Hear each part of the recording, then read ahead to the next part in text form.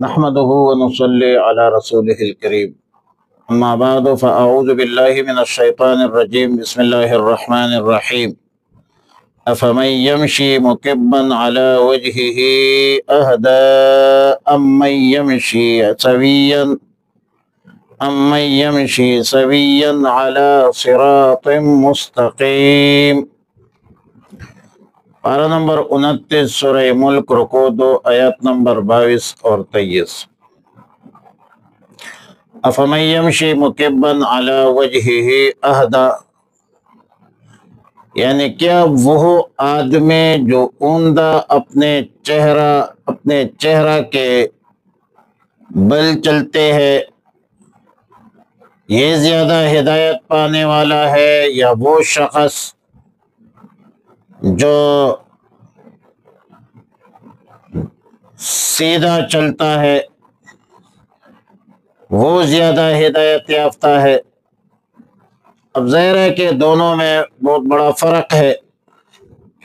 اوندھا اور اندھا چلنے والا تو وہ کافر ہے، اور سیدھا چلنے والا یہ مومن ہے جو کہ ہدایت پانے والا ہے، ہدایت یافتہ ہے۔ ہر شخص مسلمان کلمہ گو تقریباً دن میں 30 بار یہ دعا کرتا ہے کہ اہدنا الصراط المستقیم، یا اللہ ہمیں سیدھے راستے پر چلا۔ اور سیدھے راستہ وہ ہے الذین انعمت علیہم، یا رب العالمین جس پر آپ نے انعام کیا ہے، انعام یافتہ ہے۔ انعام یافتہ لوگ کون ہے؟ انعم اللہ علیہم من النبیین والصدیقین والشہداء والصالحین وحسن اولئک رفیقا۔ صراط مستقیم انبیاء کا راستہ ہے، صدیقین سچے لوگوں کا راستہ ہے، شہداء کا راستہ ہے، نیک لوگوں کا راستہ ہے، صالحین کا راستہ ہے۔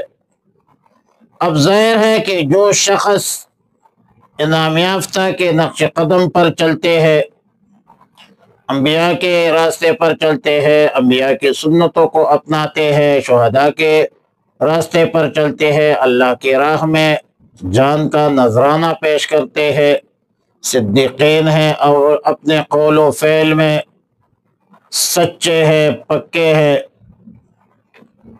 اور صالحین ہیں، نیک لوگ ہیں، اعمال صالحہ کرتے ہیں، نیک اعمال کرتے ہیں، فلاحی رفاہی امور میں حصہ لیتے ہیں، مخلوق خدا کو فائدہ پہنچاتے ہیں، حقوق اللہ اور حقوق العباد جو ہے وہ ادا کرتے ہیں، تو یہ تو صالحین ہے۔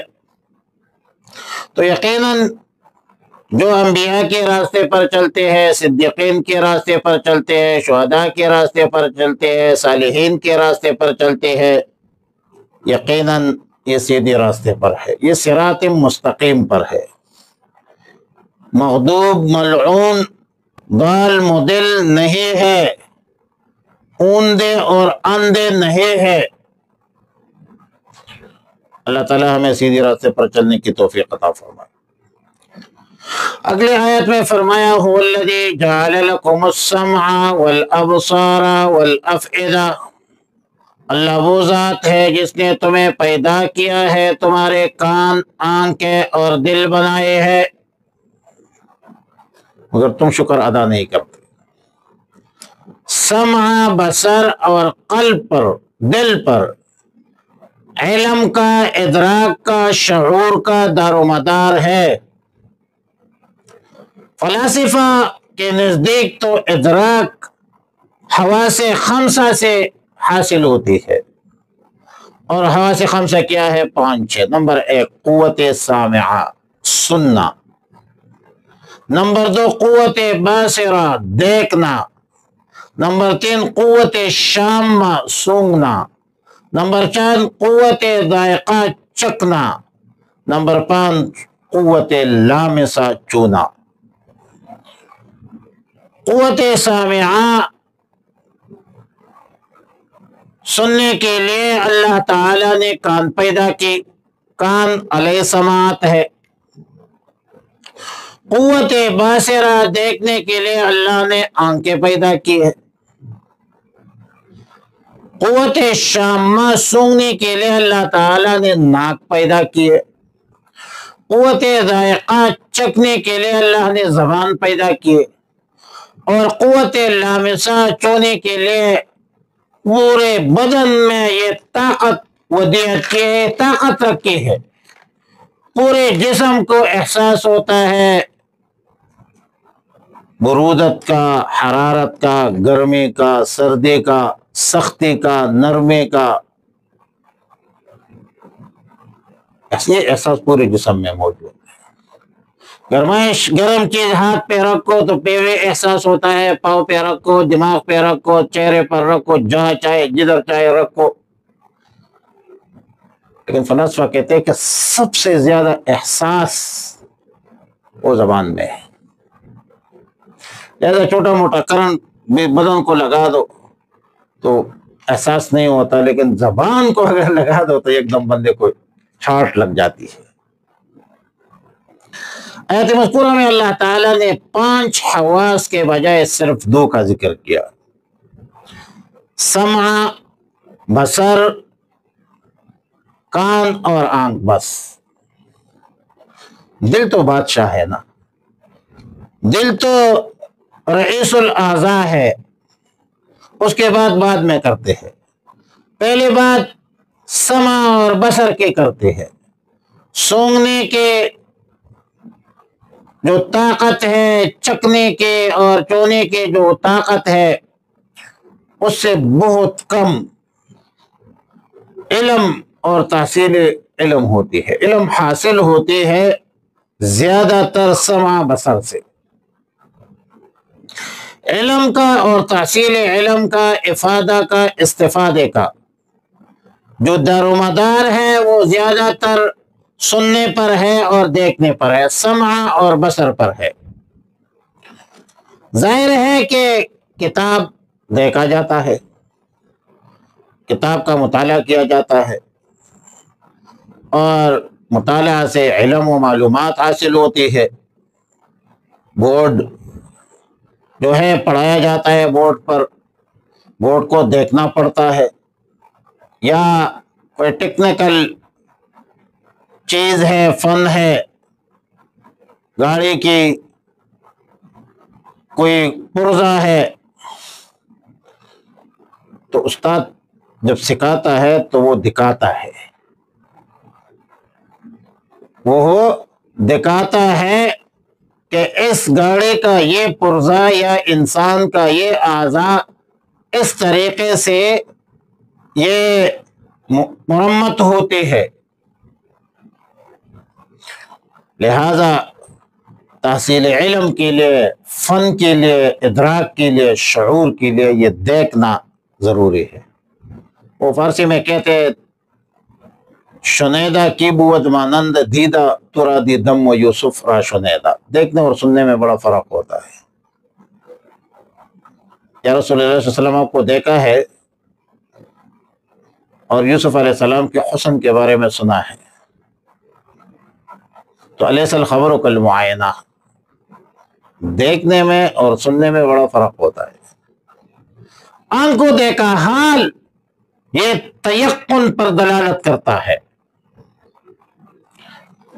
اور ظاہر ہے کہ دوسرا جو سبب ہے وہ علم کی، معلومات کی وہ سماعت ہے، سنا جاتا ہے، استاد پڑھاتا ہے، سناتا ہے، شاگرد سنتا ہے۔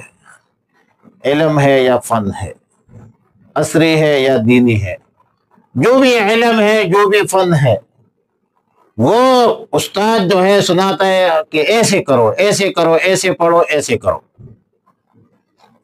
لہذا علم اور تحصیل علم کا دار و مدار سمع اور بصر پر ہے۔ ہمارے ہاں منطق میں دلالت لفظی وضعی اسی لیے معتبر ہے، اور اس کے پھر 3 اقسام ہیں، مطابقی، تضمنی، التزامی، کہ یہ اتم معنن ہے، معنی تام ہے۔ اسہل و فہمن ہے، سمجھانے میں آسان ہے، اس پر افادے اور استفادے کا دار و مدار ہے، اس میں لفظ ہوتا ہے۔ پھر اللہ تعالیٰ نے سمع کو بصر پر مقدم کیا، تو مشاہدہ اور تجربہ بھی یہی ہے کہ انسانی زندگی میں سنی ہوئی چیزیں دیکھی ہوئی چیزوں سے درجہ زیادہ ہوتی ہے۔ اس لیے آیت مذکورہ میں صرف حواس خمسہ میں صرف 2 پر اکتفا کیا، کیونکہ تحصیل علم، معلومات، ادراک، شعور کے لیے زیادہ تر قوت سامعہ اور قوت باصرہ کارآمد ہوتی ہے، اور قوت سامعہ اور قوت باصرہ کے اساس پر علم بھی حاصل ہوتی ہے، معلومات بھی حاصل ہوتی ہے، فن بھی سیکھی جاتی ہے۔ کوئی بھی فن ہو، انجینئرنگ ہو، ڈاکٹری ہو، میڈیکل ہو، جو بھی ہو، وہ اس کا تعلق زیادہ تر اس تیسرے چیز قلب بتایا، دل کے آئینے میں ہے تصویر یار، جب ذرا گردن جھکا لی دیکھ لی۔ علم کا جو مرکز ہے، بنیاد ہے، وہ کیا ہے؟ وہ دل ہے۔ علم کانوں سے سنی ہوئی بات، آنکھوں سے دیکھی ہوئی بات کا جو علم ہے وہ دل پر موقوف ہوتا ہے۔ دل یہ علم کا مرکز ہے، اور فلسفی کہتے ہیں کہ علم کا مرکز دماغ ہے، دماغ۔ تو ایک دن مولانا فضل الرحمان صاحب پوچھتے تھے کہ آپ لوگ دماغ سے سوچتے ہیں یا دل سے سوچتے ہیں؟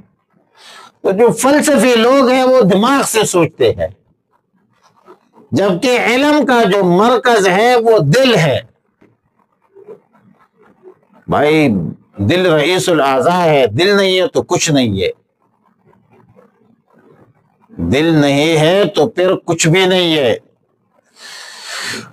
فرمایا افمن یمشی مکبا علی وجہہ اہدی، پس کیا وہ شخص یمشی جو چلتا ہے، مکبن گرتا ہوا، علی وجہہ اپنے منہ کے بل، اہدی زیادہ صحیح راستے پر ہے، امن یمشی یا وہ شخص جو چلتا ہے، سویاً سیدھا، علی صراط مستقیم سیدھے راستے پر۔ قل کہہ دیجئے او الذی، اللہ وہ ذات ہے، انشأکم اے خلقکم، جس نے تمہیں پیدا کیا ہے۔ انشاء تو نوپیدائیت کو کہتے ہیں۔ وجعل لکم السمع، اور بنا دیے تمہارے لیے، السمع کان، والابصار آنکھیں، والافئدہ اور دل، قلیلا ما تشکرون تھوڑی ہی ہے، قلیلا بہت کم لوگ جو ہے وہ شکر ادا کرتے ہیں، اللہ کا شکر ادا کرتے ہیں۔ اللہم ربنا تقبل منا انک انت السمیع العلیم وتب علینا یا مولانا انک انت التواب الرحیم۔ اللہم ربنا اتمم لنا نورنا انک علی کل شیء قدیر، وصلی اللہ علی النبی الامی الکریم وعلی آلہ وصحبہ۔